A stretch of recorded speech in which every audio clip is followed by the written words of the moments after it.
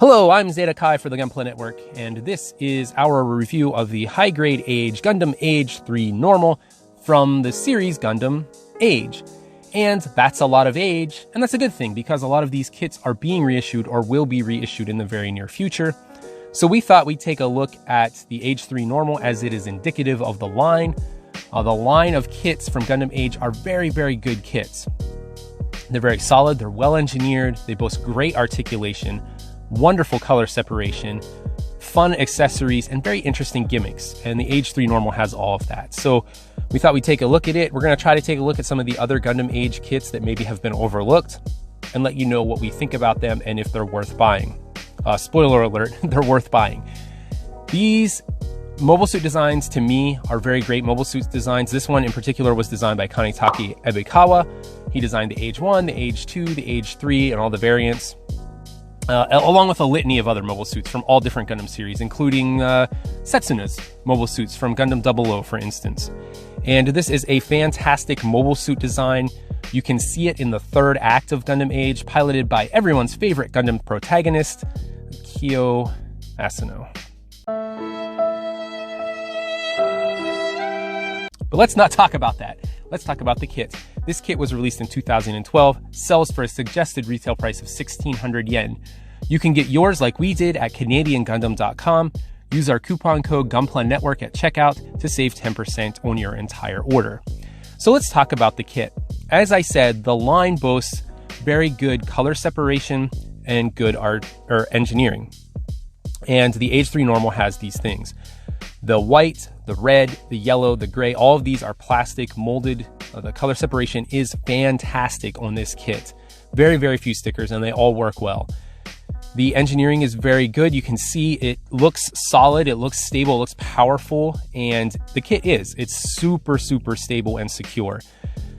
I did not have one piece like fall off during my entire review, and that's kind of a rarity, especially given the fact that there are so many small pieces on this kit to make those colors like pop. The AGE-3 designs all have this core fighter on the backpack that's shared between all three, along with another bunch of pieces here and there. So let's look at the head. You see all the different colors here, like the red, the yellow, the blue. That's all plastic. Those are all small plastic bits, and they work so great. It's so beautiful. Now, I talked about all the great engineering, but I did have one issue when assembling this, and it's probably just my kit. For some reason, the right leg, the left as you're looking at it, this armor piece on the front of the leg didn't want to seat all the way back. I took it off, I shaved down nubs, I put it back on, it still wouldn't work. It's probably just an error on my kit, or I'm misassembling it. But otherwise, this is a very well put together model kit. There are very few seam lines there on the feet, the backs of the legs, the side of the core fighter here, and one right here on the front of the forearms. This is the sticker sheet included, and I'll show you where they go. The eyes, the camera, there's two right here on the chest. There's ones on the shoulder. There's these little gray accent pieces. They work very well.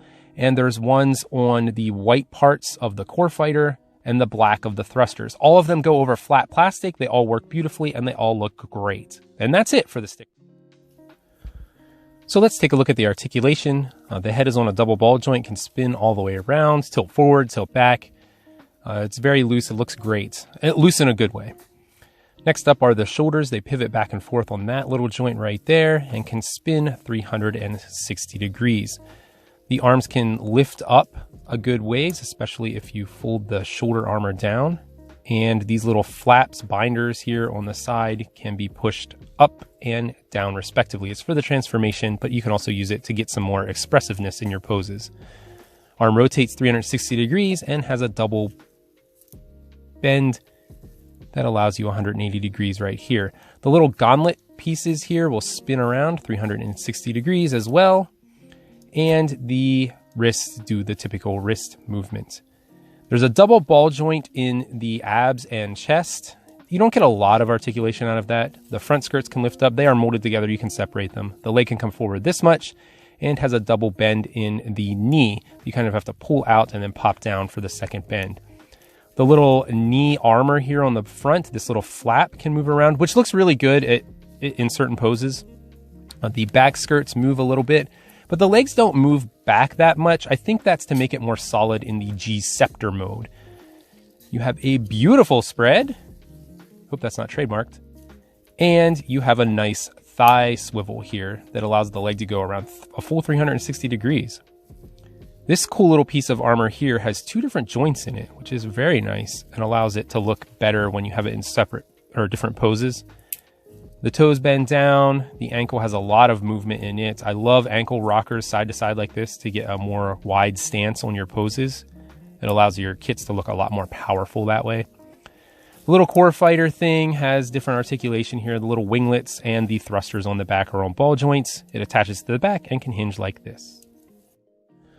Okay, time for some accessories. The first one is the beam saber hilts, which are housed in these little gauntlets. You can pop them out, put on your rectangular handled beam saber effect parts, and dual wield your beam sabers. Very nice to have that storage.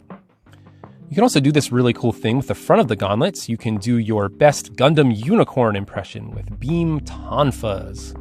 This looks spectacular. Always nice to have that little extra thing with the accessories. It really boosts the look of the kit and frees up the hands for your other accessories. Like this, the gigantic Sig Massis rifle. It has some articulation here. Definitely is reminiscent of something from Gundam 00. Reminds me of the Kyrios or the Virtue, especially when we look at the barrel detail. It really reminds me of the Virtue here. You can see there's little ribs on the inside. It looks really cool. That's an extra little thing. That camera part right there is a sticker. Goes on the hand like this. Doesn't really lock in like a lot of like maybe the 00 kits do, but it works fine. You get some friction. Sometimes the wrist kind of bends down, but if you press the Sig Massis up against the gauntlet, you can mitigate that look. And it's a very impressive, gigantic looking cannon. You don't get the Blestia cannon though, so I guess there's that. You do, however, get an included stand. And this is great. I love included stands with my model kits. It has this little extra armature for the transformation, which we'll get to shortly. But you can plug it into the bottom and it looks great. You get your kit up in the air. An included stand is fantastic, especially at this price point. I love it. The AGE-3 Normal looks so great flying in the air. In fact, all of the AGE-3 designs kind of look better up in the air. Maybe not the Fortress, I don't know. You also get storage on the bottom of the stand for your open expressive hand. Another feature that I think every kit needs is an open expressive hand. Most of the AGE kits just come with one here on the left hand, and the AGE-3 Normal is just like the rest of them. You get one expressive hand for the left hand.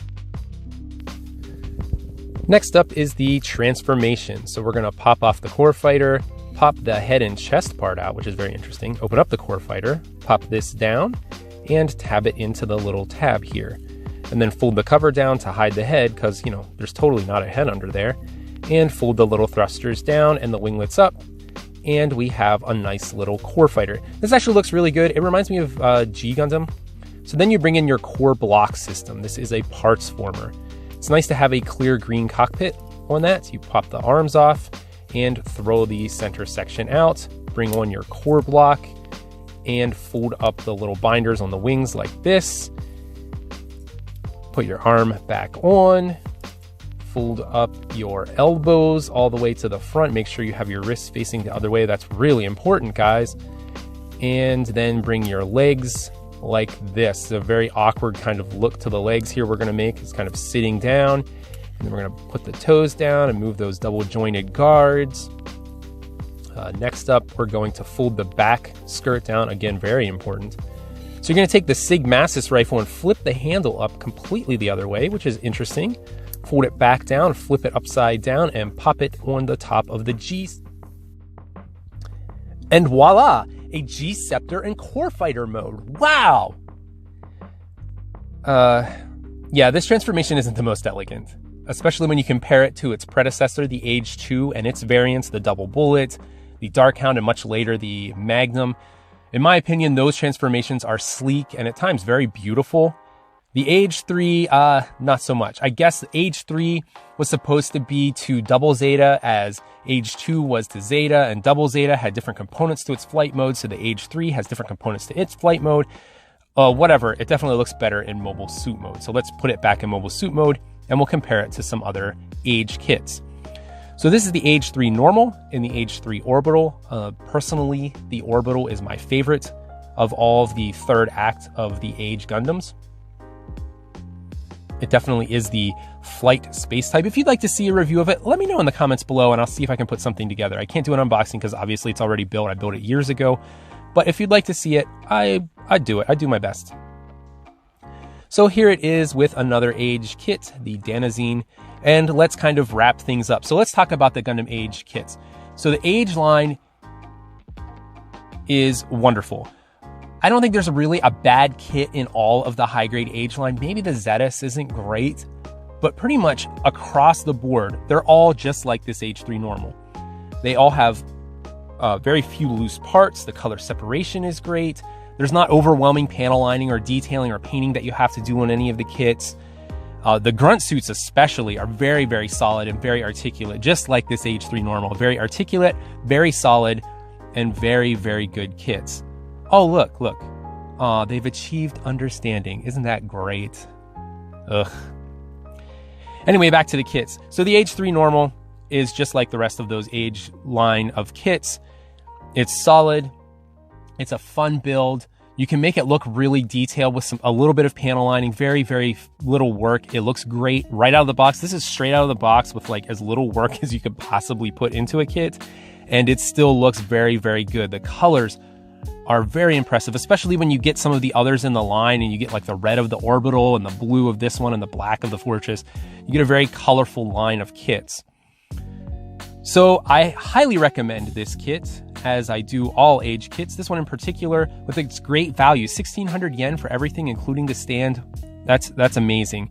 To me, some of these AGE kits blow away a lot of newer high-grade kits, and the AGE-3 is no exception. So thanks a lot for watching. Make sure you subscribe to the Gunpla Network for the latest and most accurate news as it occurs.